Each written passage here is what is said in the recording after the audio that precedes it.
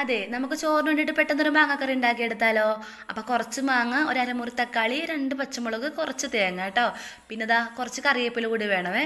അപ്പം ഞാനൊരു വലിയ മാങ്ങയുടെ പകുതിയാണ് എടുത്തിരിക്കുന്നത്. നല്ല പുളിയുള്ള മാങ്ങ ആയതുകൊണ്ട്.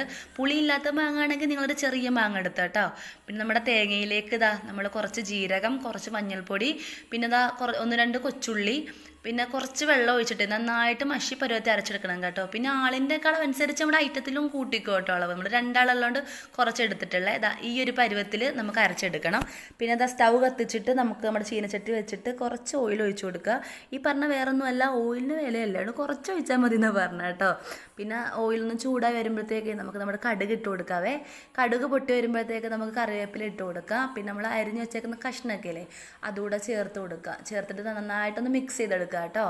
മിക്സ് ചെയ്തെടുത്തിട്ട് നമുക്ക് അതിലേക്കൊന്ന് കുറച്ച് വെള്ളം ഒഴിച്ചു കൊടുക്കുക. ഇതൊന്ന് മുങ്ങിക്കിടക്കുന്ന പാകത്തിന് വെന്ത് വരാൻ വേണ്ടിയിട്ട് നമുക്ക് വെള്ളം ചേർത്ത് കൊടുക്കാം. എന്നിട്ട് അതിലേക്ക് കുറച്ച് ഉപ്പിട്ട് കൊടുക്കുന്നുണ്ട്. ഉപ്പ് ഇട്ടിട്ട് മിക്സ് ആക്കിയിട്ട് നമുക്കൊന്ന് മൂടി വെക്കാവേ.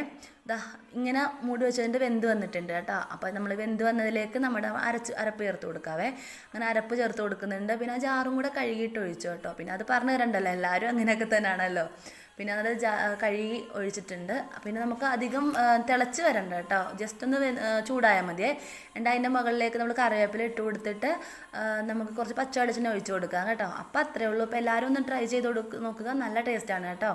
അപ്പം എൻ്റെ ചാനൽ ആദ്യമായിട്ട് കാണുന്നുണ്ടെങ്കിൽ സബ്സ്ക്രൈബ് ചെയ്ത് സപ്പോർട്ട് ചെയ്യുക. വേറെ ഡിഷുമായിട്ട് പിന്നെ കാണാം.